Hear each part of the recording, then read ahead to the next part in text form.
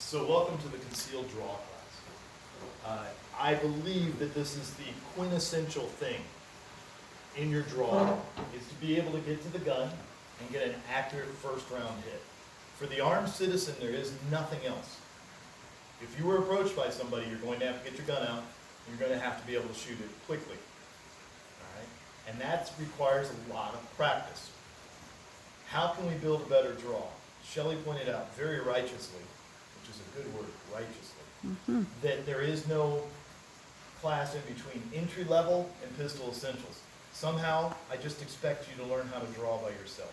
All right? And for most of us, the draw to first shot is what gives us best scores, that allows us to defend ourselves. And that's what we really want to work on. It is also the most complicated process in administrative gun handling, and it is the most fragile process that requires the most myelination, that you practice it over and over, get your nervous system to do it. It also requires the greatest efficiency to work well.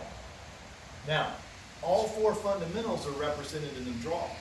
We have our stance, our posture, we have our grip, we have our sights, we have our trigger, and then we have our follow through.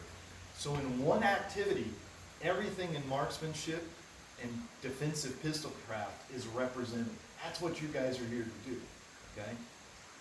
Concealment makes the process much harder, but it doesn't have to. All right? You need to learn how to deal with it. You need to learn how to make this unconsciously competent instead of unconsciously incompetent. All right? And there's a series that we need to do that. You need to learn how to break down your draw so you can find the place where you're losing the most time, and we can make that better for you. Now, some of you are already thinking, I'm not that fast. It has nothing to do with speed, it has to do with efficiency. The more efficient the technique is, the quicker it becomes, and the better the mechanics are. Okay? I think everybody could probably safely draw a firearm in this class by the end of it by 1.5 seconds, depending on your holster and your gear, because that does matter. This is a gear-oriented class, which I don't teach a lot. Very important. For some of you, 1, 2, 5 will be no problem. And for people carrying appendix, 1 is on the table pretty easily. But you've got to practice what we're going to show you and how it works.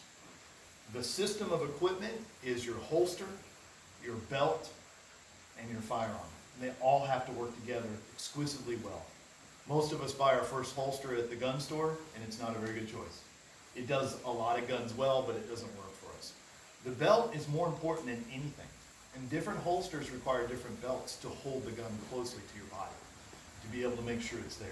How it attaches to the belt is equally important because at some point in your life you may find yourself upside down. Car wreck or a fight. You could be upside down. Now imagine you've rolled your car and you stopped and you survived and then your gun slides out and breaks your front tooth off. That's insult to injury right there. So you should be able to hold your holster upside down and shake it without the gun coming out. That's really important. It should also clip to your belt so that when you pull the gun, the holster doesn't come with it.